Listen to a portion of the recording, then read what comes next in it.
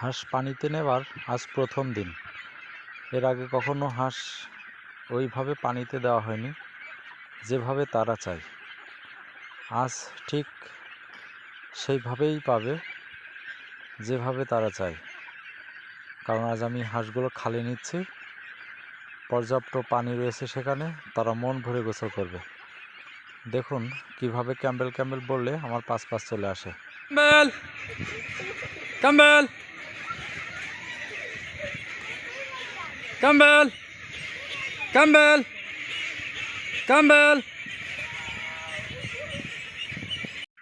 হাঁস রাখার জন্য খালের গাবিতে নেট দিয়ে এরিয়া করা হচ্ছে, যাতে এই এরিয়ার মধ্যে তারা থাকতে পারে, এরিয়ার বাইরে যেন না যেতে পারে।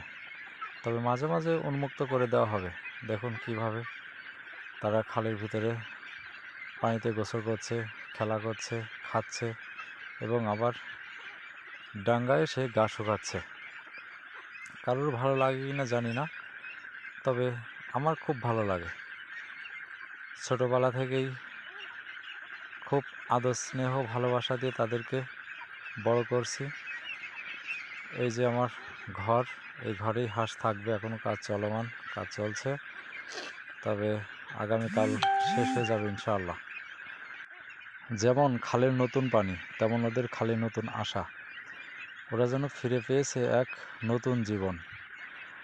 দেখুন কি সুন্দর, কোথা থেকে কোথায় সাঁতরে চলে আসছে, খাচ্ছে, আনন্দ করছে, গোসল করছে।